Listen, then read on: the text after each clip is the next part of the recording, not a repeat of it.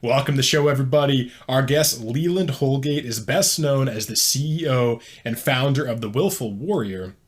And Leland is also an Air Force combat veteran, a studying neuropsychologist, and with a forthcoming double doctorate.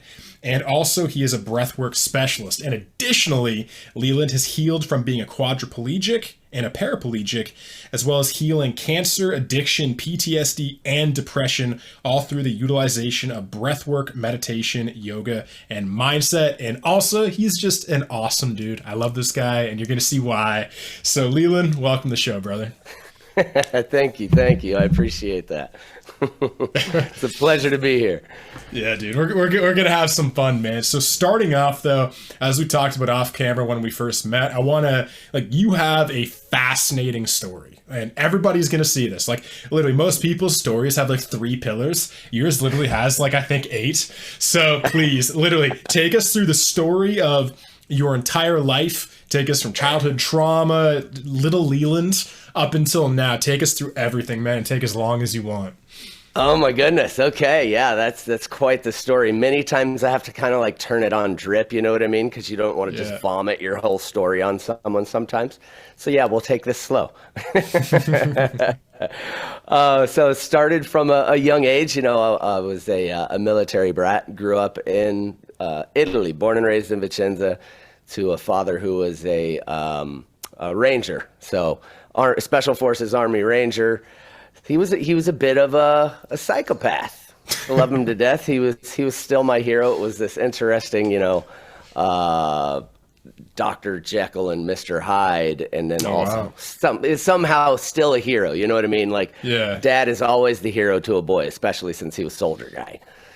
So that was interesting, and it was I kind of found this empathy as a kid, because I would watch him switch and it would go into full on mode where I was either protecting my mom or protecting him, my brothers and sister from him. So it was this interesting go back and forth for pretty much my whole childhood. So that was the start of it. Moving all the way into wanting to join the military because I got tired of being told what to do. So I thought that was the right move to make. I'm going to go be my own. And get told what to do in the military all the time. Yeah, exactly. Way to go. Good choice on that. I'm tired of you telling me what to do. I'm joining the military.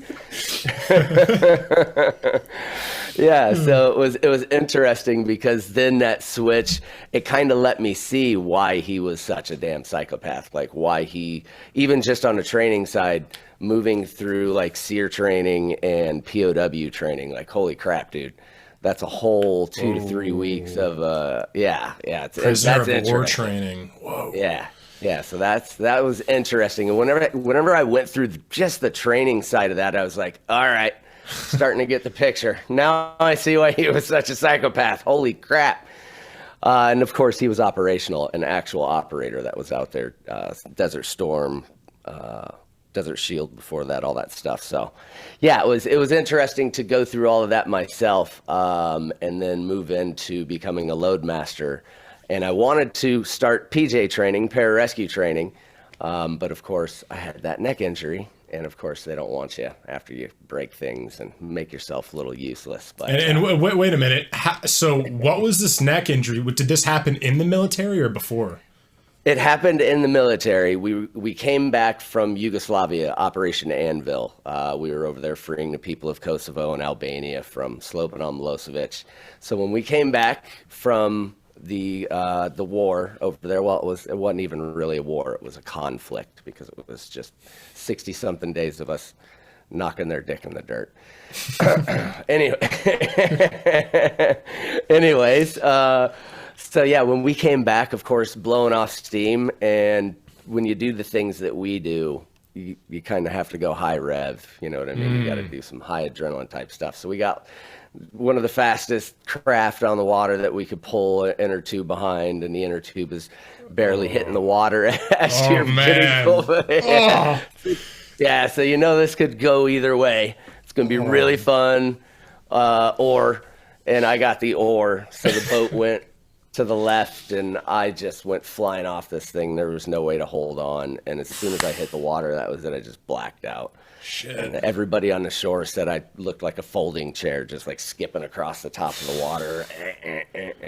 So, yeah, that was a whole bunch of fun. And apparently drowned, was dead for a little over 3 minutes. My friend had to pull me to the shore. Yeah. And in that time is when I had one of the most interesting experiences, which is what kind of culminates or starts. It was a catalyst for where we are today. But I had one of those out-of-body experiences where I'm watching the dude revive me on the shoreline. Like, it was quite interesting. And I knew everybody afterwards was like, how the fuck did you know that? I'm like, well, I watched the dude doing it. He did it in a very interesting way. It was like he jammed his knuckles into my ribs and did the xylophone action to try to massage the heart back into kicking so I could, come back. So it was interesting because there was no thoughts in my head. It was just peaceful. There was no wants, no needs, just this isness about everything, just being. It was absolutely peaceful. It was the most beautiful experience I'd ever had in my life. And then contrast comes slamming back into my body, and I wake up in the ambulance to beeping machines, and I've got the horse collar around my neck, and it's like the back of your skull, the occipital lobe is just throbbing because it's sitting on that collar. And then we tune in to noticing that, holy shit, I can't feel anything below my shoulders. And then I start to swallow, and when I swallow, like my Adam's apple would disappear. I couldn't feel it, and I was like, what the fuck is happening? So yeah, go from the most peaceful, beautiful, blissful experience of your life to raw vomit. It was one of those freak out moments, of course, 19 years old, start of my life, start of my military career, had plans of going special forces and all kinds of things, and all of it just came to a halt right there. Wow. Fuck.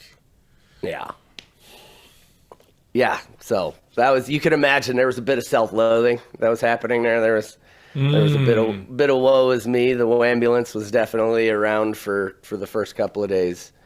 As the doctors came in and did this whole managing of expectations, Wow. Contusion on the upper spinal column at C1, C2, shut everything down, and they give you the whole rigmarole. There's no healing nervous tissue, no telling the swelling is going to come down or anything is going to ever come back. So we kind of got to get used to this being your new normal. This might just be your life. Yeah. So yeah, you can imagine that was quite the deflating of the balloon moment. Yeah, so second day, Doc comes in, starts to do his whole spiel, once again, talking about the contusion and limitations and all this other stuff. And just out of nowhere, it was like, you know what? No, fuck no. And the moment that I screamed it, I mean, I was pretty loud and verbal with it. The moment I said that, it was like the brachial plexus, this collection of nerves right here just kind of lit up, and I felt these tingles go up and down my scalene muscles. Yeah, and that's when I was like, okay, I got this shit. I'm just gonna yell at the world until I get my body back. Pretty much. It worked for me. Oh, man. This is interesting. Keep going though, bro. Yeah. So it was it switched immediately from, wanting to ask my friends to knock me off because life was over and self-loathing and all of that. Oh man, yeah, I was experiencing the whole up and down of the whole thing because of course, your whole life is over. You can't move anything anymore. You can't even go to the bathroom on your own. Yeah, it's like what I'm getting from here is like you had this like abusive, traumatic childhood, which made you think that the only way you could be happy and have a good life was being in the military. And then you lose your body and you lose your whole sense of like, well, this was my life.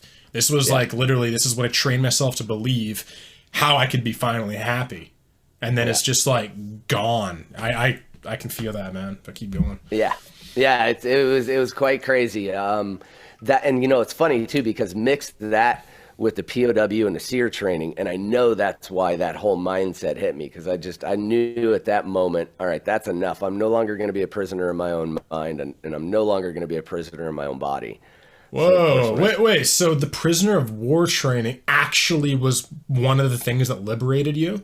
It was actually kind of like as fucked up as it was, and how you could see how it screwed your dad up and turned Jekyll and Hyde. For you, is actually the thing you needed to get through this time of your life. Yeah, absolutely. Because there were plenty of times during that training where they literally break you. They break you mentally. And there were moments where I'm like, holy shit, it's training, but you lose track of that when you're in that moment, because they're just great at it. So you lose that. And actually, I'm really curious, before we move on with your story, take us actually through that. I find that fascinating. How do they break you? What is prisoner of war training like? Take us through that a little bit. Yeah, absolutely. So the first week that they throw you in there, they don't train you at all. They throw you in so that you can experience it fresh. And you can imagine your quarters where they put you or where they keep you is basically this broom closet. And you're not allowed to sit down. You're not allowed to lay down. You're not allowed to sleep. So you have to stand at what they call the position of respect. And when we stand at attention, where usually our thumbs are down the inseams of our pants. Well, this is position of respect. We're no longer allowed to salute. We have to bend over whenever we greet each other. They just break you down with guilt and shame. Shame, guilt. You're standing inside of this closet and they're constantly keeping an eye on you, and you hear other people whenever they lean against the wall or start to pass out or whatever else get pulled out of their locker and beaten.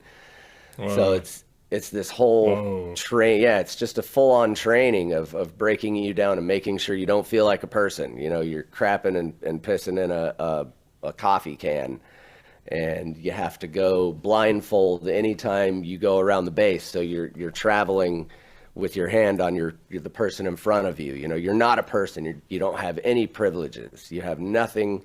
And then, of course, there's the torture aspect of it that comes in at a certain point, and the questioning, and there's so many different aspects of it that they literally give you the feeling like it doesn't matter where you think you are, you have nothing, the world doesn't belong to you, and you aren't worth anything, essentially. So they take everything from you, and you get those moments. What was the torture like? What did they do for torture? It was interesting. So there were some times that they would take the squadron of us. So there's 8 of us, right? Or just a flight. And they would put us in these double-sided, it's like a box, and it's got lava rocks in there. And that's your bed for the next few hours. So there's 2 levels, 4 of us on the bottom, 4 of us on the top. And you probably got about a foot to a foot and a half that you're crawling in, elbows and knees, and of course it's lava rocks, so it's just freaking sharp as hell and very painful as you're crawling in. And then of course that's your bed for the next 6 to 8 hours or whatever. So even when you start, you find these little positions where you get comfortable, and then you start to relax, and then oh man, that's torture. It's it literally wants you to relax, so it can be because the whole thing is I've done DMT, psychedelics. The worst trips I've learned are I feel like I've been possessed a couple times, where I'll essentially I'll be tortured in my mind. It will torture me. And then I will have a thought, I can get used to this. I can just learn to deal with the pain. Then it goes, guess what? We're going to switch it every 2 seconds. And so the moment it twists it, and then it's just terrifying. And then the moment I get used to it, it changes again. So from what you're saying, it's the exact same thing. It's they've designed it so it's not just permanently fucked up. It's it's fucked, and then there's an element of respite where you can kind of calm down, and then it's that it's almost that raising and falling of tension so rapidly and all the time that you never are able to kind of get to any one place mentally for very long. It's always spending energy being on alert, being aware of your body, because everything is always changing. Yeah, they're real smart with it. It's all part of psyops, and that's part of psychology, is when you can create a constant stimulus and a response, now you're programming that person to pay attention to the things that you want them to pay attention to. Whoa. Yeah. Keep going, bro. Keep going. This is interesting. Yeah, so there were several points. I remember one time, actually, I was a real smart ass, and he asked me who I was. And I told him I was Batman, so he put me in this box. He put me in his box and told me to get into the bat cave, and it was probably about 4 feet by 4 feet square. But then you're in there and you've got your arms around your knees, and then you start to hear click, click, click, click, click, click, click, and your head's coming down. You're like, what the fuck? And then you hear it even more, and you feel your back coming in as well. Click, click, click, click, click. So yeah, and then they left me in there for about 6 hours. Oh man.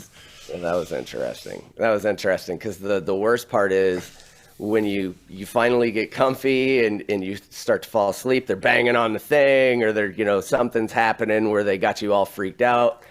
And it's hard to breathe when you're all crunched in like that. You feel like you're suffocating, basically. So you have to really calm your breath patterns down and let yourself like settle into the moment and just kind of settle out. And then, of course, when they let you out after 6 hours, you kind of come out and you just go, ugh. Because nothing works. It's like you want to stand up, but you're like, oh. So it was, oh yeah, it was quite interesting. So all of that, of course, to say you can tell why my brain now works like, oh, no, I'm not staying here. Because that's the second half of the training, is they put you through that hell so that they can teach you. Just remember, just to make it past this moment. Just make it past this. Just make it past this. So you keep on, it's this series of events each day, each moment that you just continue, just make it past this. That's all you, just make it past this. So it's constant evasion, resistance, and escape. Evasion, resistance, and escape. That's the SEER part of that. So yeah, it turns you into that I will never be a prisoner again. And that's helped me through pretty much all of the ups and downs of that messy middle of life. But that was definitely the pivotal moment for me with the neck injury and just being able to activate all of that and to realize, oh, okay, I can control this. Like there is a way out of this. Yeah. So we're right now, right after that. So they told you that you won't be able to have your body back. You said essentially like, fuck no, fuck this. Yeah. And then you got your muscles and your neck back. And then, so yeah, take us into that later as well. Yeah, for sure. So when that happened, I knew everything was possible. I didn't know how the hell I was going to get through it, but I knew that if that one moment could change things, then I can continue to find moments like that. And I got introduced to my physical therapist. And thankfully, my physical therapist was an Ashtanga yogi.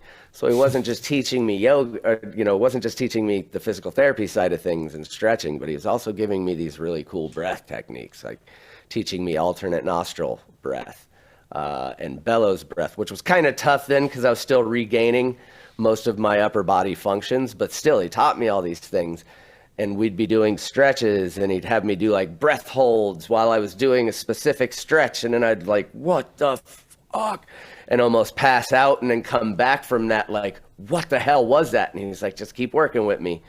So over that time is when I was introduced to a lot of these ancient breath techniques and was just floored by the reactions that were happening in my body. You know what I mean? It took me less than 6 weeks to pretty much get almost total function back of my upper body. Of course, hands were weak and the fingers and all that stuff. It wasn't really powerful, but to be able to get that back. In only 6 weeks. Only 6 weeks. In such a short time. Yeah. So I knew everything from that point after meeting Phil and going through all of that. I was like, okay, yeah, everything is possible. I'm coming back from this no matter what they've said. So that started me on that journey. And the thing is of course that was the physical component. I was young. I was getting my vigor back. I was getting my libido back. I was getting my body back. So everything was coming back, and it was this really physical sense of things. The mental component hadn't landed just yet, So it was. I still had some things to go through to realize that all of this was changing the mental component, and me becoming that person is what healed me. I hadn't landed on all of that yet. So that was when I went through a lot of the combat stress from. One of the last moments when we left Yugoslavia, we were lit up by a surface-to-air missile. And in that 8 to 10 minutes, it was absolute sheer hell. And it felt like, yeah, oh my God. I mean, the alarms are going off. you're yanking and banking. It's like 0G out of nowhere. Shit's flying all over the aircraft. There's all the alarm bells going off, and it's out of nowhere. So as you're flying out of the area, bells start going off, and next thing you know, you're just getting flown all across the aircraft. And we're yanking and banking and kicking out chaff and flare, trying to get away. And it felt like 3 to 4 hours. There's that time dilation aspect, right? When you're super activated. Yeah. Same when you're super relaxed. If you're like super meditative, time passes. When you're super activated, time passes. It just disappears. So it was only 8 to 10 minutes, but in that 8 to 10 minutes, like you could tell everybody's looking to me like I got the answers because I'm in the window looking for where the hell this thing is and kicking out chaff and flare. So, of course, everybody thinks I have the answers. I don't have the answers. I don't know what the hell I'm going to do. Yeah, and quickly, for anyone that doesn't know, shooting out flares is what you do when a missile is coming, because the flare can essentially make it so the missile can't lock onto your aircraft, correct? Yeah, exactly. We actually, and crazy as it sounds, we actually turn in to the missile. So we use our wings to cover up the engine heat and then kick out chaff and flare, so that way it goes after the flare. So that's why it's scary as shit, because you're trying to go towards it. Wow, yeah. As you know, you literally might die. Like there's literally a missile coming at you. Like I hope this thing goes after the flare. But, you know, thankfully we got lit up. We did not get fired upon. So thankfully we got away from that situation without anything happening. But still, in 8 to 10 minutes, everything's getting flown around the aircraft. Every one of us just ghost white. People are vomiting. Everybody is automatically thinking like, oh shit, this is how it ends right here. Yeah. All of those things going off, because you hear all the stories. And, you know, the whole thing about a SAM is the chances to get away from one of those surface-to-air missiles, especially a big cargo aircraft. Wow. There's not really a good chance of that happening.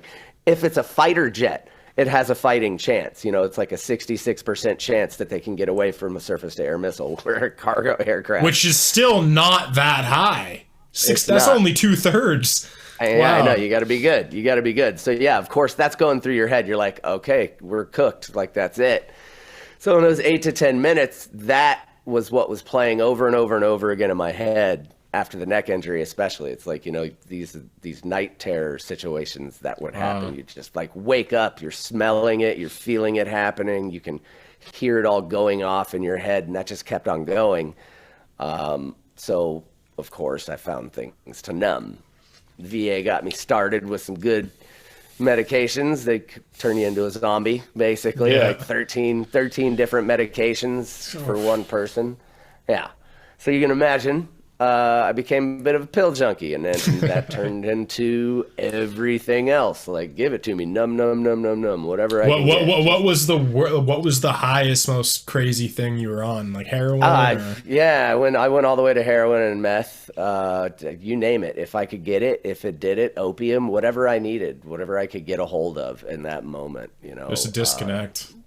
Yeah, anything I could do to just turn this thing off and just completely float away from the world. It was a good 6 to 7 years of going through that whole gauntlet. Yeah, they thought, of course, because of that, you know, there could be some substantial brain damage due to extended drug use and alcoholism. You know, that was a constant thing. So thankfully, all of these things that I have done to re-engage and heal the body. And now, of course, bringing those things out for other people is a big part of what I do. Yeah. And so when you went through this phase of, you know, pills and heroin and meth and alcoholism, did you have full control of your body again at this point, or were you still kind of going through this metamorphosis? No, I pretty much at that point had regained, you know, control of my body. There were maybe small things like not being able to feel the bottoms of my feet, but overall, I made a full recovery, right? So, looking back at that, it's like, why aren't you happy, dude? You made a full recovery. Well, that's what I'm thinking. I'm like, because obviously all your childhood trauma, all this stuff. Yeah. What was like? You said 8 years, so you had made this incredible recovery. You were in the process of, like, you knew you were going to recover fully, but then you, like, yeah, so what was the thing that was really, yeah, like, keeping you in that cycle? Yeah, it was the age old, you know, if you don't solve the root of the issue, you're just going to continue to walk through each and every problem that continues to bring that forward, right? And for me, it was dealing with the root issue of all the childhood trauma, dealing with some of the things, like turning into it. You know what I mean? It doesn't. It's one of those things that when I work with people, I help them turn into it in a way where it's like, listen, you don't have to relive it all the time. You don't even have to really go through in detail, but at least acknowledging that it's there will give you the start to, okay, that's why that thing is there.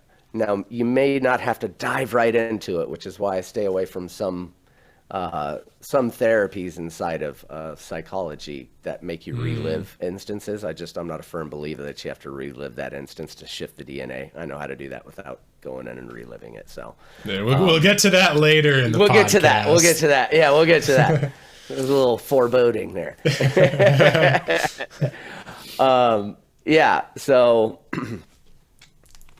that was the signal for me to take a look at what I had not been paying attention to. And obviously the things that I didn't pay attention to were the things from my childhood and the things that I had dealt with in the military. I'd spent so long numbing them out that I finally woke up to the fact that it's like, dude, it's just going to continue to progressively get worse. This is just going to compound and compound and compound. And in 2016 was one of my biggest wake-up calls. I was already really working myself out of the alcoholism and the drug addiction. I had done good on stopping. I went through 2 weeks of some pretty serious DTs. I was the stubborn guy that didn't go and, you know, do the treatments and do it under doctor's care. I just, the soldier syndrome, just suffered through it for absolutely 2 weeks of hell. And then, of course, worked on shifting my diet and adding the things back in. And I wasn't fully there, but in 2016 is when Dad killed himself. And in that moment, that was the catalyst. That's when everything kind of came together. I was already pulling my shit together, so to speak. And then that happened, and I realized that direction, you know, that I knew I needed to take. I was headed that way anyways, working myself out of that deep, dark hole. And the thing is, it's like I already had yoga in my tool bag. I already had breath work in my tool bag. So obviously I just kind of put everything away, which is typically what we all do, right? And especially if you have childhood trauma, you like to bag everything up. That's a nice, effective tool for you, and put it over to the side into the bag of when I have time for it things, you know? Yeah. So, that was one of the things that I had realized when that moment hit, when Dad took his own life. I was like, dude, you could have like just shared some of that stuff. 'Cause even just a spark was sharing something like that with somebody else, will send them down a rabbit hole. Now they're reading books on yoga nidra, and now they're reading books on breathing or whatever else, just because you gave them a little taste. Yeah. So are you saying that you wish at that point you wished you could have shared with your father some of the things you knew, and you were hoping that it would have maybe saved his life? Yeah, absolutely. Absolutely. Because I know it helped me through my suicidal ideations. It helped me, you know, I had finally gotten to that point where I was realizing the more that I did these things, there was something happening up here, not just in this, you know what I mean? Yeah. So, yeah, when that had fallen on me, and of course that happened with him, that was kind of the wake-up call, like, yeah, get out there, start teaching these things that you've been studying now for almost a decade. Especially when it came to yoga and the ancient breath techniques and stuff. You know, I'd been studying that since 99 when I got out and putting it into practice. So, yeah, it was a wake-up call. 99. Jeez, 16 years. 17 at that point. Yeah, exactly. So, yeah, take us what happened after. Yeah, so father just killed himself. You had a huge wake-up call. Take us through that chapter. Yeah, so huge wake-up call, and that was the time also that I found out that I had a tumor in my sigmoid colon, and was diagnosed stage 2 colon cancer. So at that, it was like a 1-2, boom, boom. But I was also in a different headspace. So that was one of my first moments that, I talk about the paralysis as being harder because for me, cancer wasn't even really a fight for me. At that point in time, I had honed in on that mindset that I was going in on, like, okay, whatever, this is like a brief little nothing in my history. And it took 18 months. And I took care of that one with diet and breath and yoga and all the natural ways. Specifically, for anyone that's going through cancer right now, what are just like 3 things within each modality, 3 things you noticed about your health that you fixed, 3 things that you did with all these things? So the biggest one with diet, and to be specific, because people will say diet and they just go vegan or whatever else. No, diet was moving everything to an alkaline environment in the body. So that was the number one, was shifting diet to be alkaline. As long as it's alkaline, it doesn't matter what you're eating, because you're going to be eating mostly fruits and vegetables and stuff like that, right? No coffee, no meat. No, exactly. So it was easy once I made that decision. You know what I mean? I think that's one of the things is that we overcomplicate things. We make things difficult. It was really easy to do. It was simple. It's so simple. You do this after this, and then do that, and then rinse and repeat.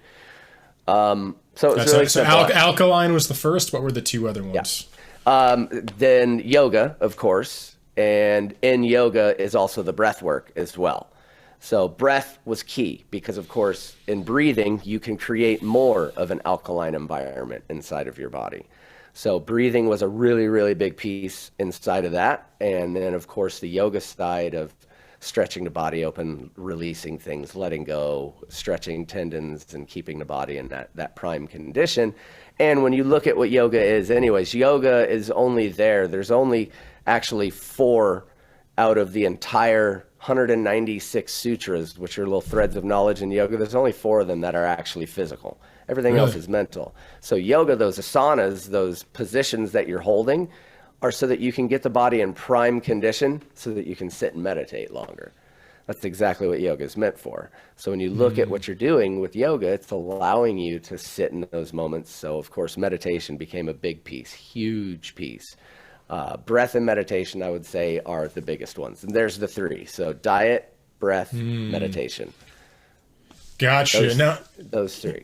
Now, specifically with meditation, because I'm someone, as I told you earlier, I'd consider myself an amateur meditator. I've always struggled with meditation. I do it every morning for 10 minutes. And, the thing is, maybe you can help me and other people see this. When you're meditating, because you just said, meditating helped you cure cancer, right? That's a big statement. That's valid and it's true and it worked for you. So a lot of people think, including myself, a lot of the time meditation is just you just watching your thoughts like clouds. Everyone in the zeitgeist is just it's just mindfulness. You just pay attention. So for you, what is meditation and how did you use it specifically to target cancer? Yeah, absolutely. So meditation is being able to shift state in body and in mind, right? So inside of the body and the brain, being able to shift from the beta frequency to the alpha and then taking yourself into theta. And there's easier ways to do it than what we've sophomorically been taught and all these cliche ways that we've been taught, sit and silence your mind. No, don't do that. That means your brain is turned off and you're dead. There's no silencing the mind. So there's also the watch them like clouds, right? And there's these are all good classes or schools of thought. But the easiest way to solve the issue with meditation is to change the state of the body rapidly and immediately. And the easiest way to do that is through breath.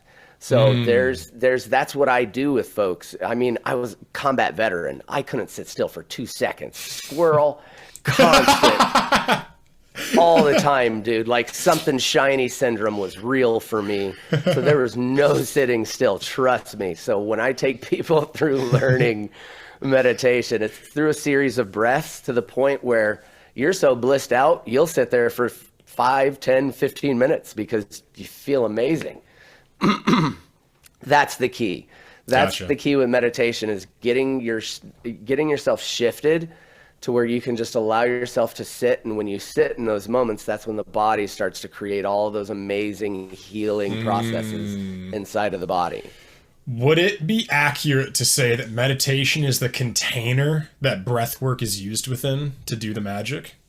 I would say so. Yeah, that's a good way to say it, because if you look at it that way, and that is valid, because meditation is advanced. I tell people that all the time. Like, I get it. Meditation's not easy. It is an advanced form of relaxing the body and relaxing the mind, and breath is your entry point in, for sure. Yeah, it's your way to get into that container. Yeah, and to then because what I heard from you is that it's not necessarily that breath work. It wasn't that meditation physiologically changed the body. It was the breath work within the meditation practice. It was actually the breath that changed the state of the body. So again, that's where I said meditation's it's the framework. It's the box that holds the practice, because it's like, it's hard to do breath work without a meditative practice, because it's hard to do breath work. Like meditation is when you sit still, you take 10 minutes out of your day, you say, okay, I'm not going to do any work. It's like you build this framework in the mind of, I'm going to relax for the time I need to utilize the breath work to start changing the body. Yeah, you're so right. Because think about it. Whenever you sit in any meditation, what's the first thing they're going to tell you to do? Focus on your breath. Yeah, exactly. Yeah. Yeah. It's the same way with yoga as well. It's 95% of everything. Meditation, yoga. It's all pranayama. It's all breath control. Okay. So right now, so you just literally cured your cancer with your diet and a combination of breath work and meditation, which are kind of, in some sense, one practice. Like, because a lot of people, I think about it like breath work and meditation are two separate things. They're kind of like, it's like a double helix. It's like DNA. Yeah. It's kind of, they're part of the same thing. And you're trying to say like, oh, this strand is meditation and this strand is breath work. It's like, no, put them together. They're one thing. It's called DNA. Yeah. Absolutely. Yeah, absolutely. They do fit together. Exactly right. So, yeah, it was quite amazing to find that.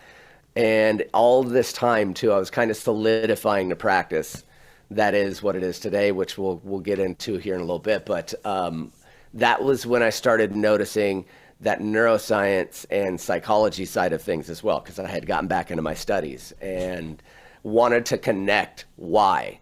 You know what I mean? For me, it's great to have all these, fluffy words to tell people, and it's amazing to have all this information to give to people, but I want to be able to explain it in such a way that will logically connect you inside of your body to the point where you're like viscerally connected with it personally, and you feel it like, oh, that's what's happening inside. So once I started doing that, I got really like even deeper into it. All the way to the point where 2017 is where a friend of mine also gave me the book Becoming Supernatural, Dr. Joe Dispenza. Yeah. So started reading him, and of course he's like one of my favorite mentors. And do you know him personally? I've met him several times. He does know of me. I wouldn't say that he knows me personally. Okay, good. It's the same way that I talk about Paul Chek. Everyone's like, "Oh, Paul is your mentor." I was like, "No, his podcast is my mentor." And I have stood shoulder to shoulder with him. I have volunteered and worked with him on certain things. But not official. Yeah, not official. Not yet. It's gonna happen. You're gonna be friends. I have not been knighted yet. Right. It is gonna happen. So I was given that book, Becoming Supernatural, which of course tuned me in even further and just made me realize the way that Dr. Joe breaks it down is what has inspired me to break everything down in the same fashion, right? Like the way he breaks down meditation and what's happening inside of the body, the shifting of frequencies from alpha to theta down into delta, and the way that we do those things. I wanted to do the same thing with breath, because to your point, again, it's like breath is always the entry point in. And when you look out there, there's so many misnomers. There's so much misinformation. There's a lack of knowledge, and there are breath practitioners that are out there, but when you really, really look into it, there's still just a big blank dark hole inside of that section, which is what I want to bring more light to on the breath side. What are the three biggest misnomers you notice about breathwork and meditation? So one of the big things is nobody even focuses on what their BIC or breathing IQ is. So Breathing the IQ. fact that, yeah, see, the fact that we don't even know that, that's one of the biggest pieces of misinformation that we don't have. And that allows people to just breathe the way that we do. And it's in every book, every research study, everything that I have looked at, from pulmonology all the way to neurology, is that we don't breathe from the right place. About 90% of our society breathes from the chest and up. Chest up. Yeah, exactly. If you think about it, your lungs aren't muscles. They need all the muscles surrounding them to breathe. So mostly everybody's breathing from chest. Oh, your lungs aren't muscles. No, they need muscles to breathe. Shit. So I never noticed that. Yeah, the lungs don't actually fill up themselves. What happens? We have a diaphragm underneath our sternum that pulls down and pulls the lungs open. So Wow. that's our area that we focus on, because if not, you're going to be pulling from up here, which is about 90% of society. We notice everybody breathes from the upper chest and the shoulders, which is also why we have a lot of neck tension in our culture. But yeah, over 90% of us breathe from these upper areas, not even understanding what the breathing IQ is, which is location of movement and range of movement. So that's one of the biggest black holes out there, is nobody even knows about the range of movement or the location of their movement. Where are you breathing from? If you look at a baby, that solves the issue for you. Baby breathes from where? Belly to chest and up. All of us in society, when you actually tune in and slow the breath down, you will naturally start to do it yourself. If you start to really focus on it, let your shoulders fall and just sink into where you're at right now and just start to breathe. Notice what happens. Your belly automatically comes out. So through the day, we don't really have any focus on that. So since we don't have any focus on that, if you don't use it, you lose it. In physiology, what happens? Muscles tighten, tendons tighten. So the sides of your... Exactly. The sides of your ribs, these intercostal muscles close up like a clam, so your ribs can't open. So yeah, that's one of the biggest pieces that I'm working on solving as well. Wow. And so, because this is interesting, because like I smoke cannabis, usually 2 or 3 days a week on my weekends when I'm done work and everything, and I can just relax. And one thing is, intuitively, I always inhale through the diaphragm. And I never knew if I was doing that properly, because I had this misnomer. Like you just said, I thought there was like almost two separate like lungs. I thought you had like a lung in your stomach, in your diaphragm, and then a lung in your upper chest.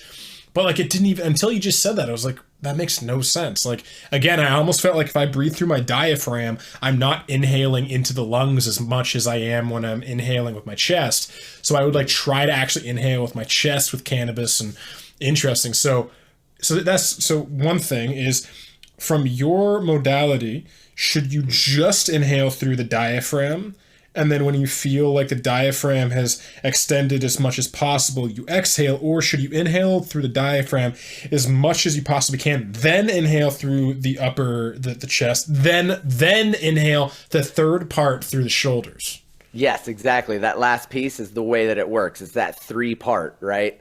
You're filling up from the bottom, so you're filling up the belly so that you can open the ribs and then take it all the way into the top and then fill it all the way up to the top. Yeah. What about I've also heard, like, this might be a thing about visualization, but is there any from your knowledge, is there any information about filling the head up with air?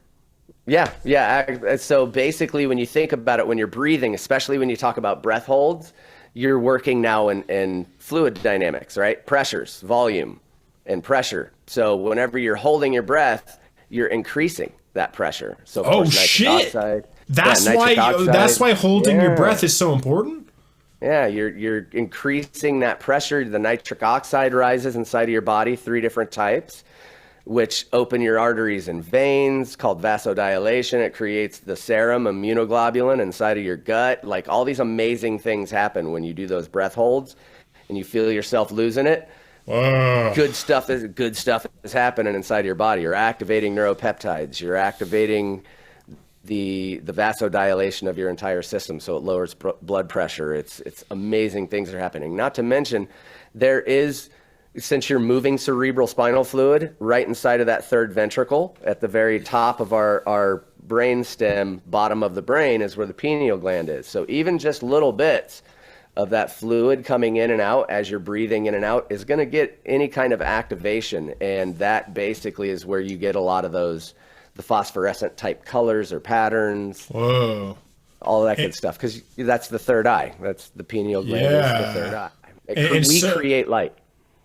Interesting. And so from, if I'm hearing you correctly, is it the breath, is it the inhale and exhale that moves the cerebral spinal fluid, or is it the inhale and is it actually the hold that moves the cerebral spinal fluid after the inhale to the exhale, or is it actually the inhale and the exhale specifically? Like if you never held anything, if you only inhale, exhale, would you be able to move cerebral spinal fluid and impact the pineal gland? Great question. Yes. Yeah, because every time you inhale, the sutures in your brain open, your tail waggles just a little bit, and pressure comes up. As you exhale, those sutures close, the tail wags forward, and pressure comes down. So each time you're breathing in and out, you're creating that in and up, which is called an inductance field as you continue to move, because cerebral spinal fluid is a salt and a protein. And when you take a salt and a protein and you constantly move it, you're creating an induction field. So you're now creating like electromagnetic forces inside of the body. It's really amazing when you dig into what this stuff is doing inside of you. Gotcha. And so just to go back to that question again. So, okay, so it's not necessarily the hold that moves the cerebral spinal fluid. So what is so important about the hold within that process? Yeah. Okay. That's a great question as well. So you're moving the cerebral spinal fluid with each inhale and exhale. The holds are key to squeezing like a toothpaste tube, squeezing that last bit or moving that. It's called interthecal pressure when you do those squeeze internally with the muscles and kind of forcing that up. So you're really, really activating, and the holds, as you're holding, like we talked about, you're now holding, and that pressure builds. And that pressure building will create more activation. That pressure inside of the third ventricle, there's little hairs on the pineal gland. And when that is constantly activated and moved, the little rhombohedron crystals inside of the pineal gland will stretch and polarize. And what happens when you polarize something? You're creating an electromagnetic field. So it's kind of amazing. And there's a relation between pineal and pituitary gland as well, creating that electromagnetic force inside of the body. So that's where the holds come in, is it will help you move that pressure up. So you're creating that pressure up, which is what's going to allow you to just boom, boom, boom, and create that mechanical stress against the pineal gland. Okay. So the piezoelectric effect. Interesting. And so, cause I like, one of my favorite people is Ben Greenfield, and I've learned almost all of my breath stuff from Ben. The little bit that I do, I learned it from usually Ben and Paul Chek.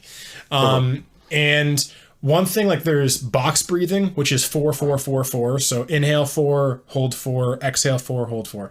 Then you have one thing that Ben does before bed is 4, 7, 8, which is inhale 4 seconds, hold for 7 seconds, exhale for 8 seconds. The exhale, if it's longer than the inhale, from what I've gathered, makes you more relaxed. If the inhale is more than the exhale, it makes you more like, if you want to work out and be, blown up. So interesting about that though, is 4, 7, 8. That's not 4, 7, 8, 7. That's 4, 7, 8, meaning there's no hold after the exhale. So from your perspective, why is important? Why does there need to be a distinction of when to do the hold, whether it be after the inhale or after the exhale? That's another great question. And it can go either way with a lot of those techniques, right? 4, 4, 8, 4, 7, 8. All of those box breathing, you can shift where the holds are and either have one at the inhale or have one at the exhale, or you have one at both. So either one, like you've spoken to, will do what you're looking to do. If you want to energize the body, you're going to take the hold longer on the inhale. If you want to decrease the energy in the body, you take the longer hold on the exhale. You can also add both of those in there. And if you think about it as well, on the exhale holds, the reason those are so effective, especially if you're looking like you're talking about going to sleep, right? You breathe out longer on the exhale. And if you hold on the exhale as well, you've now bottomed out your CO2. So again, what are you doing when you bottom out CO2? You're creating an alkaline environment inside of the body. Ooh. Yeah. Okay. That's a beautiful part about all this is the breath is so interchangeable, and there's so many breath practitioners out there that each method has its own thing that it can do. Brother, like this is blowing my mind, because you're giving me information I've never heard of ever. Like, this is the most I've ever learned. You're amazing. Thank you. Thank you. Now here's the thing with Ben. He taught, maybe he actually is not as well versed in this as maybe you are. Can you, let's give Ben the benefit of the doubt. So he's saying before bed, do a 4-7-8, meaning inhale 4, hold 7, exhale 8. Why doesn't he do a 4-8-7? That's a great question. I would have to talk with him personally. Of course, with the longer inhale holds, you're going to kind of be elevating a little bit of energy. So he could be getting an arousal out of whenever you're breathing in, especially through the nose, you're activating a limbic system. So you could be he could be looking for that arousal in the amygdala, which is not a bad arousal. Because if you're using breath, of course, you're arousing it in a different way. You're arousing the sympathetic nervous system to not be as on point like it usually is during beta frequencies, because you're breathing. Yeah. So you're getting a different type of arousal through that. That's the only thing I can think on his inhale and holding up for 7 is he's holding on to 7, right? Well, so what he's doing is he's inhaling for 4, so not very much. He's exhaling for 8, so he's actually doing double the exhale. But he holds the 7 on the inhale. Because based on what you just said,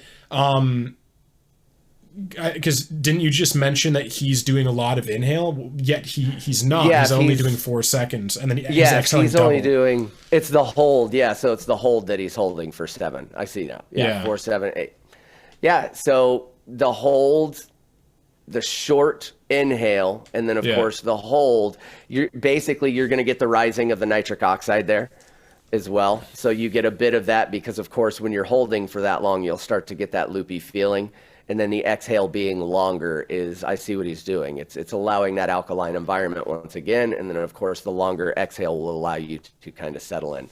I like doing some of the holds afterward as well. So this is just another example of there's no real wrong way to do it. There's just what I have found are short adjustments or little small adjustments to what everybody's been taught that they teach as well, to now kind of figuring out some of the codes. You know what I mean? Whenever you work through some of my breath practices, you'll see it's intuitively finding some of the codes and mixing that neuroscience information on what's happening, what neuromodulations you're creating, what nervous system that you're enacting, whether it's peripheral nervous system or the spinal column itself or the vagal nerve system, all that stuff. So it's like it has this big play on it. Which is now where we can make it fun. Now it's really fun for me because we shift between about 18 different breath techniques that I use. Wow. And a lot of them are based on some of the similar breaths that people have seen, Tumo breathing in and out through the nose, Soma breath in and out through the mouth, kind of like Wim Hof. There's several different ways of doing it. And then, of course, with the way that I have created the Welcome Home method itself, it's fit like a puzzle. Everything fits right where it should be. We're activating certain gene expression, activating certain nerve endings, specific, like very specific. Wow. and when you are, so just to finish that for everybody, so it's probably best if you want to fall asleep and you have a racing mind or tossing and turning, probably best thing to do is 4-8-7. So inhale 4 seconds, exhale 8, or actually would the best thing for falling asleep be 4-7-8-7. Yeah, you could do 4-7-8-7 as well. For me, honestly, I would just go 4-4-8. 4-4-8. Yeah, that's me. Breathe in 4, hold 4, exhale. Because then what are you focusing on more? You're focusing more on the exhale, which will constantly be the release. You do probably 4 rounds of 4-4-8, and that'll help you settle in too. But again, I can't tell him he's wrong for doing 4-7-8. Yeah, I just find that interesting. So you actually don't, like, if you want to fall asleep, you don't want to hold after the exhale. You just want to allow the exhale to go all the way down? Yeah, just kind of let everything be organic. In fact, there's one of the practices that I guide people through whenever I'm having them breathe, where I'll also have them tense the entire body. So you tense the entire body, you inhale and hold, and then as you exhale, you let everything go, and that somatically releases so much of the body, as well as that exhale being the relaxation point for everything to just sink in. Wow, that's beautiful. And then back to this Joe Dispenza stuff. So you just said you have 18 meditations, and each of them have a way of specifically targeting epigenetics in the body and turning on and off different signals in the body. I'm paraphrasing. Yes. Is it the actual breath itself? Is it the breath technique that turns on and off the signals, or is it the breath technique that then formed with intention? Is it the intention that chooses what turns on and off? And the breath work is almost like the conduit or the power source that allows the intention to actually have the power, the energy input to turn on and off an epigenetic marker. Yeah, these are great questions, and it's going to be kind of a 2-part yes on both of those. Yes on the activation on the breath side of things, and yes on what follows that activation, right? So when we're looking at specific activation of genes, especially through these epigenetic markers, especially with the way that the body is, whenever we can activate very specific genes or nerve endings, then we create activation of very specific genes, very specific proteins, trophic factors, which are basically proteins that create cell survival. So when we look, for instance, let's look at one called brain-derived neurotrophic factor. And that is a gene that activates during certain breath that will be activating internal nostrils. So you have nerve endings inside of your nasal mucosa that attach to your olfactory bulb. And whenever we can breathe in a certain way to activate those, then that's going to help to activate BDNF especially. And that BDNF will create a protein that we find in brain and spinal tissue. So that's an example of the breath being able to, acute intermittent hypoxia, being able to activate a specific genotype. So, independent of intention. Yeah, exactly. Independent of intention, just that specific type of acute intermittent hypoxia will activate that genotype. And then, of course, there's also the other side, which when you move into that meditative state and now you're setting an intention around something, vasoprene, which is a very comforting drug that the body creates that relaxes everything else is created, which allows the lungs to naturally expand and bring in more oxygen, which again will then take you deeper into that sense of relaxation. So, of course, that also proves in itself that intention wrapped around that, it's like a beautiful marriage between the two. The breath will help you activate certain genotypes. It will help create certain processes inside of the body. And then your intention wrapped around that as well will just take it even further. So, yeah, beautiful marriage. That is awesome. So to go back to your story here for a second. So you had just cured cancer through all this stuff. You got Joe Dispenza's book from your friend. How does this play into this next part of your life? Yeah.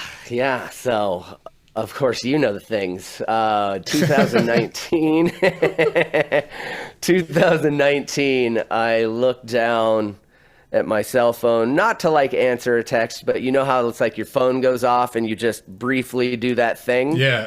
So of course I briefly look over and look up just in time to go, shit, head on car crash. Yeah.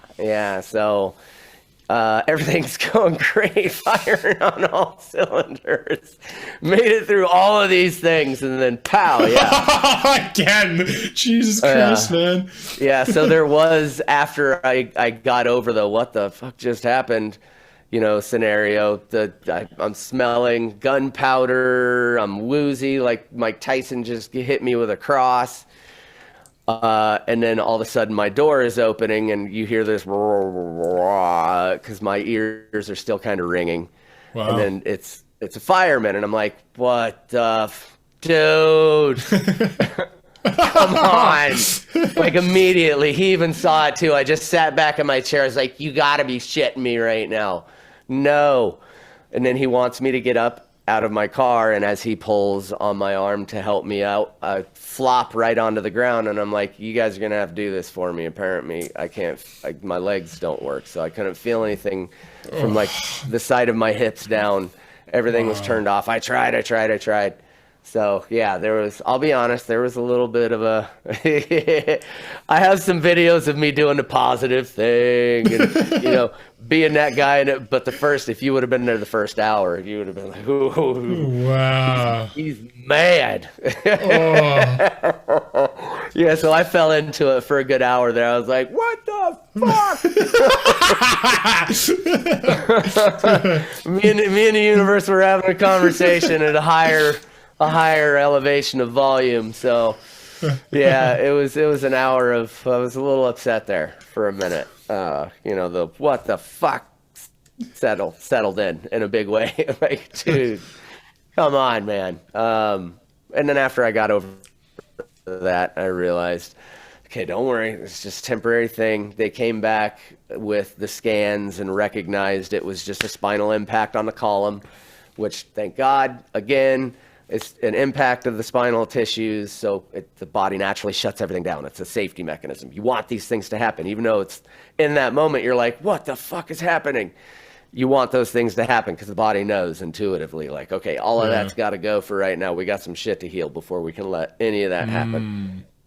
So yeah, that came in key though, because now what? I've got Dr. Joe's work. I've got all the breath stuff, the breath techniques and yoga that I can't really use the yoga in the bed except for some stretches. Time to put it into practice. Yeah, what else am I going to do? I'm stuck in a hospital. So yeah, I was solid a crackhead for 2 weeks.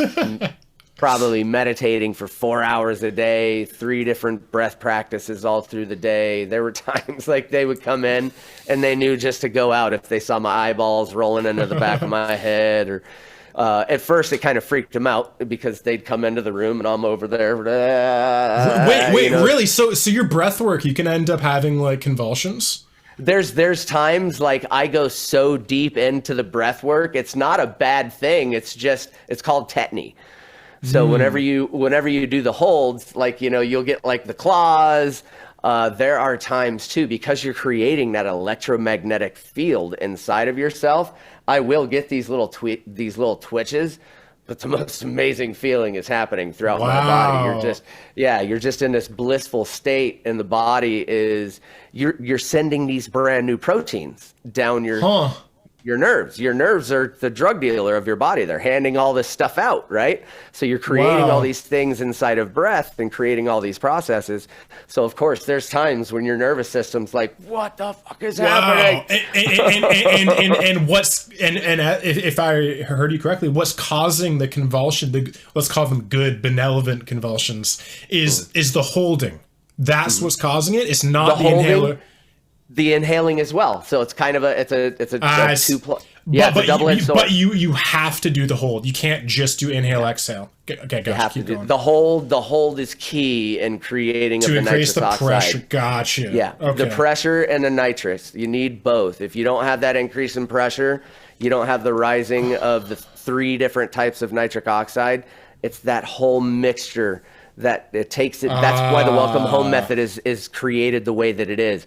It's wrapping all of these pieces together into one puzzle. Because whenever you do like intermittent hypoxia, they just slap a mask on you and the machine does, the breathing for you. No, this is you using your breathing apparatus, increasing your breathing IQ. So the breath is having a difference, and then the holds are having a difference, and then the meditation is having a difference. And just because this is actually bringing another question, just so I can finally just have this completely straight in my head.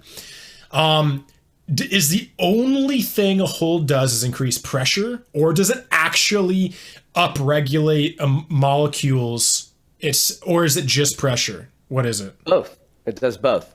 So you're increasing pressure, and then that breath hold, whenever you have the breath hold, now the oxygen is starting to bottom out. Now your CO2 will also start to bottom out, and your nitrous oxide rises. 80% of what we breathe is nitrogen. And of course, we are made with nitrogen and hydrogen and oxygen and all of the elements, right? So of course, as we're breathing and we do those holds, the 3 different types of nitric oxide, one of them that I really focus on is called epithelial nitric oxide. And epithelial nitric oxide treats the epithelium, which is that thin layer that covers all of your organs, all of your lung tissue and everything, which basically has immunocells inside of that. So it's really important for that to elevate and for that to rise, because then you're going to create that more alkaline system inside. It'll purify your blood. Like, all these amazing things are happening. So yeah, both. The breath is activating a piece, and then the hold is activating a piece. Interesting. So, because like this goes back to high school a bit. It's funny how, first of all, I'm not a huge fan of major education systems. I think they're mostly bullshit. But Same. Like, you know, you do hear like, you know, we breathe in oxygen and then we breathe out carbon dioxide. Yeah. Right. So we breathe, because one thing interesting you just said is when you hold your breath, you bottom out oxygen that you inhaled. You bottom out the carbon dioxide that you'd usually exhale. And then what is upregulated is nitrous oxide. And so is it possible to upregulate nitrous oxide with just an inhale or an exhale? You can, actually. You can? Yeah. Okay. So especially the more that you train your breathing IQ, the more you increase your breathing IQ, you can get to the point like right now,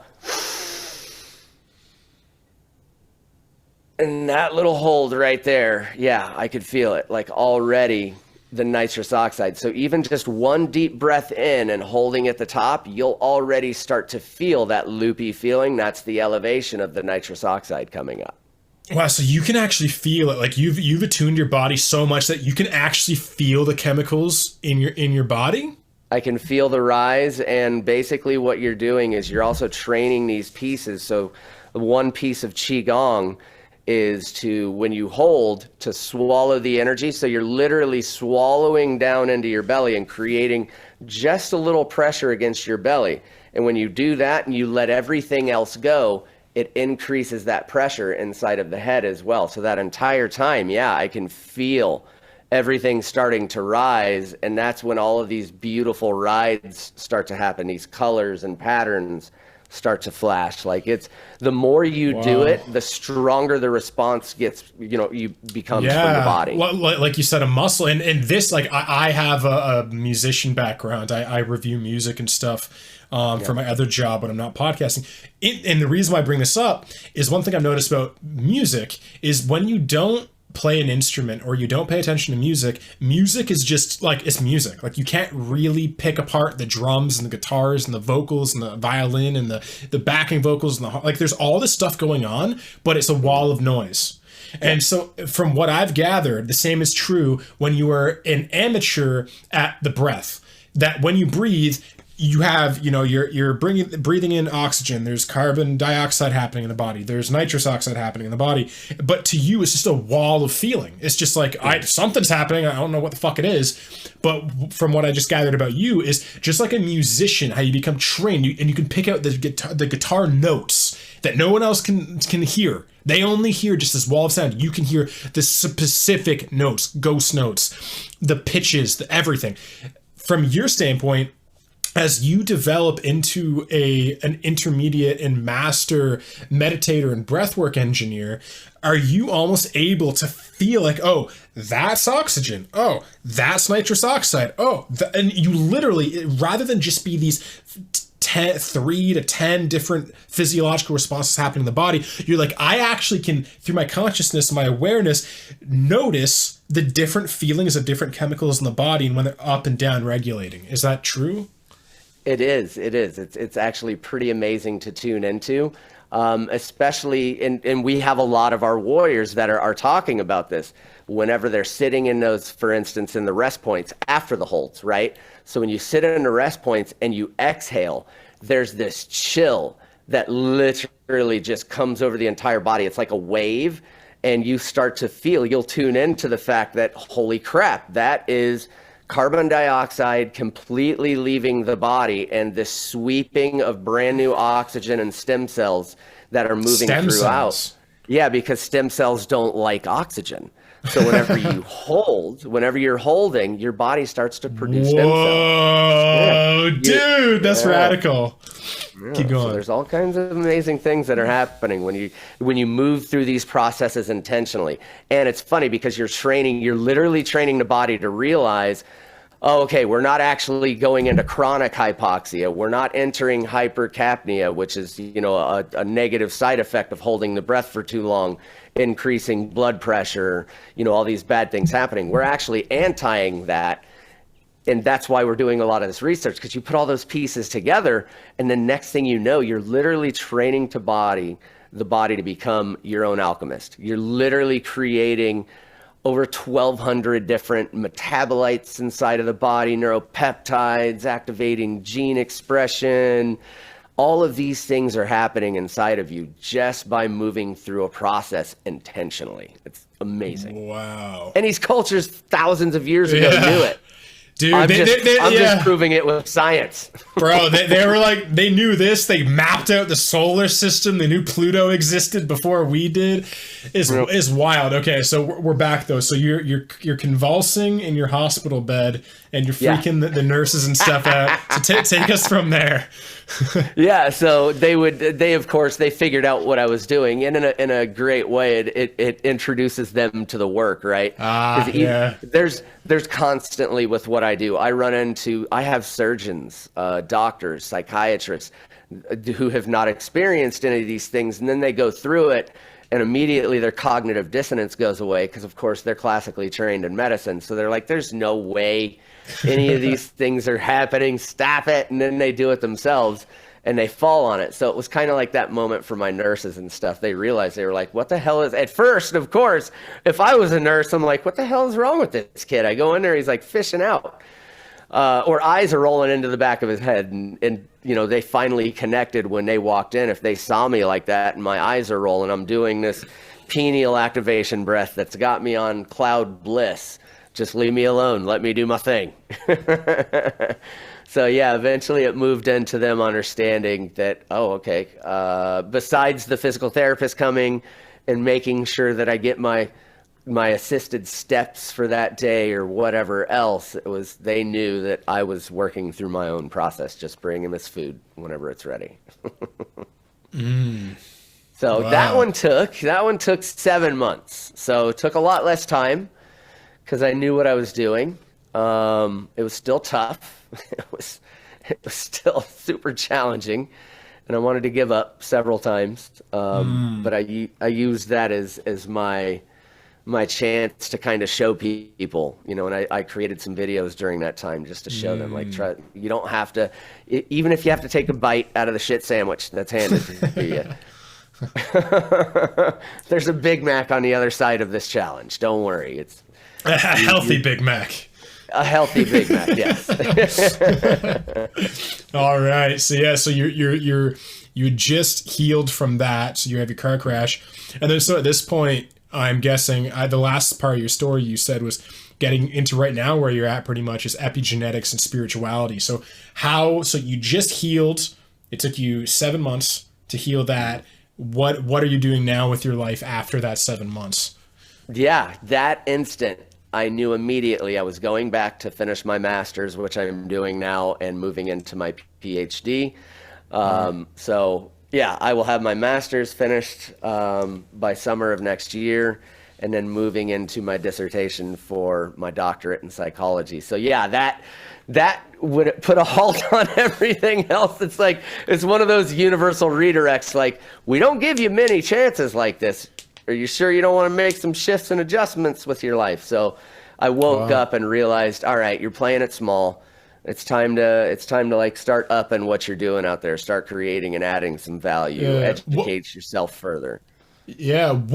Sorry to go back a second. What were you actually doing with your life when you got in the car crash? So I was teaching yoga, as well as for True Fusion out here. It's in several places. It's a big chain of yoga and Pilates studios. So I was a yoga and Pilates teacher trainer.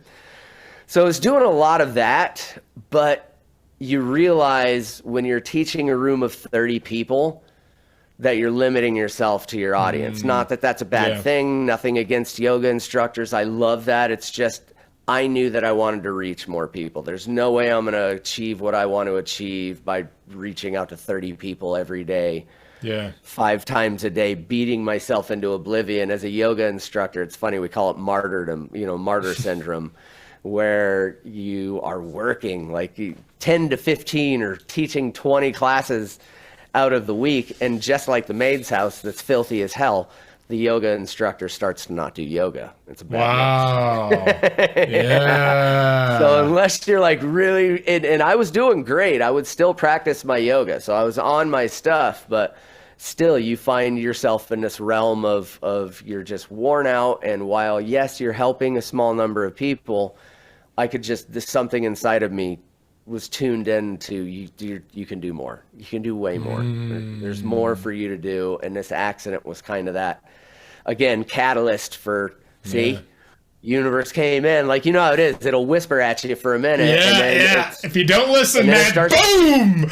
It starts talking louder, and then it starts throwing pebbles at you and hitting you in the forehead, annoying the shit out of you. And then it stomps on you and it puts you down if you continue to ignore. So that was my moment. Like, all right. So you realize like, okay, I want to do something big with my life and go from there. Yeah. So that was the point. I realized it's time to go back to school. And it's not, there's so many people that are successful, and I'll highlight those that are super successful in business, and you didn't go to school. That's amazing. For me going back to school was helping me to create that bridge, which is the West meets East. You know what I mean? If I'm going to do that, I need to be one of them. I need to be one of the Western doctors trained in their ways. So that way, when I do group those two things together, it makes it so much easier for me to go, look, trust me, I'm a doctor and I'm taking this and mixing it with that. So it already helps with, I train psychologists and psychiatrists and doctors in bottom-up therapies, somatic-based therapies.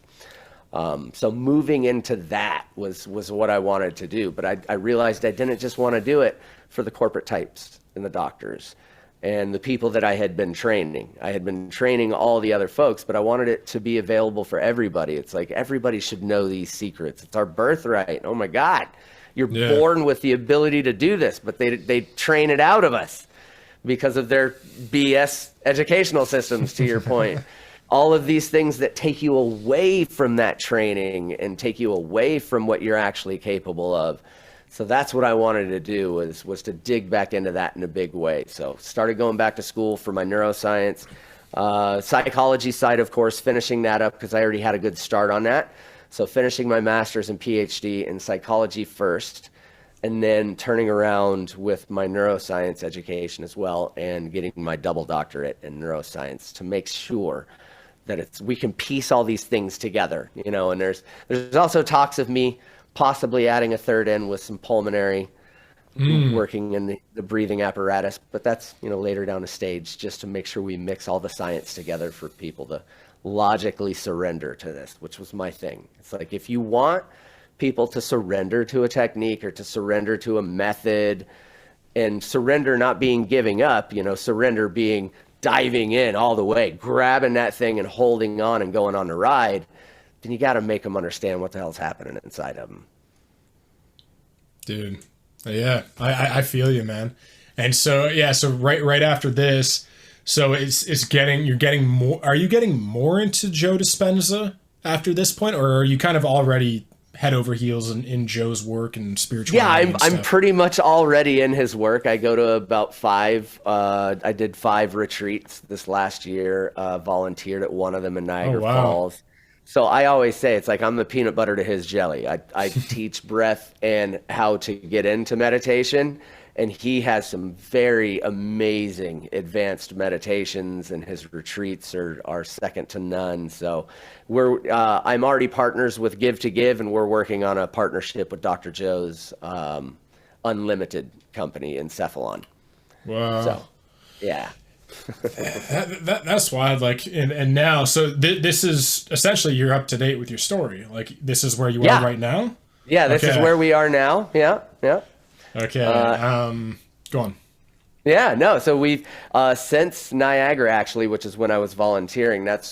It all kind of came together at that point. I've been studying ancient breath techniques for about 20 years now. Had just about a decade worth of education in neuroscience and psychology and epigenetics, and now taking that and finally putting all the puzzle pieces together this year around my birthday is when the Willful Warrior was created. And now we're already growing by leaps and bounds, and the technique that has been created inside of that is called the Welcome Home method. And with the Welcome Home method, I'm speaking to you from that space that I talked about. You know, when I was looking over the guy, watching him revive me. So whenever I take you through a practice, you'll hear me say "Welcome home," and you'll feel it. Everybody connects with it because we get you into this state of bliss. And it's funny because with science we can track that. That's a neuropeptide. It's called anandamide. So when we move through these breath practices, we're going to create anandamide. There are low levels of dimethyltryptamine that can be created when you move through the breath.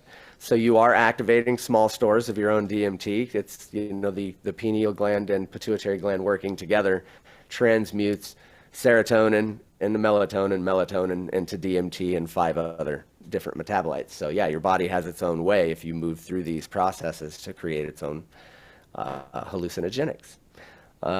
So you're also going to create and upregulate all of your healthy hormones: oxytocin, serotonin, dopamine. Your endorphins start to rise. We have stage 4 cancer patients that love this practice because it's a pain pill. Endorphins rising anesthetize the body. So it's pretty amazing to see a lot of these shifts happen, and this has all since come about, and now the Welcome Home method is in full swing. Yeah, is it something like how do you teach it? Is it a subscription model? Like how does the whole thing work? Like, because I know you're going to take us through a bit of breath work in the last 15 minutes of this podcast. Like, is this something that you're open to sharing with the world, or is it like you can't know about it until you join our subscription membership club? Yeah, no, great question. In fact, the way that we have it is if you go to our YouTube, we have a couple of free tries for you there. One of them is called the SCI, or spinal cord injury and neurological disorder practice. And then there's also one with a Q&A session on there, so you can have some like advanced questions answered, help you really kind of increase your breathing IQ. So like I said, we're here to serve. So we have some free offerings that you could run with those and completely create a great practice centered around that. And then we do have a membership basis, and we also have a way for people to just shop and buy each individual practice that they might want as well. So it's like something for everyone. We've got the free stuff. We've got the membership model if you want to come in and be a member of the community. And then we also have if you're just the individual that wants that one practice, go grab that for yourself. So kind of it's something for everyone. Yeah. Yeah, that's interesting. Like, I'm always curious about business models and stuff. Yeah. Especially as we move into the future, it's like, because there's like part of me that is very eager to immediately kind of start embracing agrarian lifestyles, more community-based things, and taking care of each other. And I even heard Paul Chek kind of talk about this the other day, that it seems like society is kind of going in these two camps, where one of them is very technologically adept, mainstream, you can call it even like propaganda and just massive government oversight. And then you have these other like splintering societies of Dr. Joe Dispenza, Greg Braden, Aubrey Marcus, Paul Chek. I'm going in that direction. Joe Rogan will probably be going in that direction because he's been annexed from mainstream essentially. Yeah. And like, I'm very even curious of like, you know, what does that future look like? What is the role of money in that future? Because, you know, this goes into funny territory, and you can talk about this if you'd like, but like even with like, you know, central bank digital currencies rolling out and stuff, it's like these two societies are going in these different directions. And then if there is this central bank digital currency that is the currency for the entire world, you're essentially locked into that system because they can program that money so that people that are trying to live their own subsistence, agrarian, community focused lifestyles actually aren't able to do that with the money from this side. So from your perspective, what does your kind of vision of the future look like in the Willful Warrior and your community in the membership there? Because I know this is going a lot deeper than we were in a second here. It's good though. But I'm like, I feel like we're both kind of on a similar page in this. So yeah, how do you kind of see the future going in your place in it in the future? Yeah. I'm one of those that is hopeful. Of course, I come from the school of thought that your thoughts become your feelings become your destiny. So of course, I am super in tune and hopeful for the future, because especially when you look at communities like you're talking about, it's essentially what we have creating here, right? It's a movement more than it is just a company. You know, we're here to make sure that we add value to the world, to help as much as we can to elevate that consciousness. So I see things, I think people pull naturally towards that community side of things. We are social creatures. I mean, we're born in a human being and grown in a human being. How more social can you get? So I think naturally, based on what I've seen, what I've been through myself, even psychological training, all of these other things, I'm hopeful on the sides of watching more and more people come over to this community way of doing things. Yeah. I think it's already catching. You know, that's why there's a lot of turmoil and all these things that we're seeing. It's like whenever something is dying, it's loudest. It's when it's loudest. It's most loudest, right? Or it's strongest. Like a dying animal is strongest at its end, and it's loudest at its end. So I think that society-wise, we all notice things are broken the way that used to be, and no matter how they want to polish the turd, it's still going to be a turd. You know, it's you can, no matter what you do, it's still going to be a turd. It's never going to change. And I think everybody's kind of caught on to that way of being, which is why movements like the Welcome Home method or other, you know, followings that are out there are taking the world by storm, because everybody knows the old way is broken. Yeah. Amen, brother. And that's, like, I'm very hopeful of that too. Like I'm just seeing, like, ever since COVID, it's like woken up so many people to, like, essentially almost like how your car crash kind of went, okay, you get to reevaluate the way you want to live your life in your future. I feel like COVID was that for everybody. It was like, all right, let's slow down. It was like an automatic red pill for everybody. Yeah. Some people went even deeper into it, and they're like, I believe everything the government says. And other people are like, there's definitely some fishy business here. But it's like, I just, you know, because again, like it forced so many people's hands, I feel. Yeah. There were a lot of people that were like on the middle, on the center, and like they didn't really wanna, like, you know, you can, even with like, you know, Eckhart Tolle or Bruce Lipton or Greg Braden and stuff, there's probably a lot of people that were playing to both sides and trying to wake up the people that weren't awakened, and then, you know, also they are firmly with the people that are already awake. And there's like a lot of people were in the middle, same with Joe Rogan, obviously. And then like COVID happens, and then it's like, all right, there's no middle anymore. It's like, you know, it's either, you know, it's spirituality and liberation, or just fucking Matrix and metaverse for the rest of time.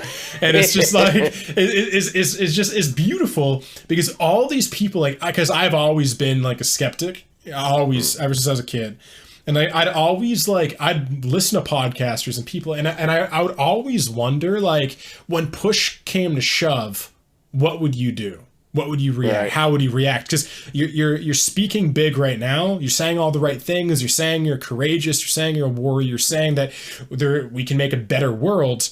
But it's like when you actually have the opportunity and you could lose everything, how are you going to react? And luckily, so many people, again, Dispenza, Lipton, Braden, all these people, it's like they just firmly went, yeah, this is the life we want.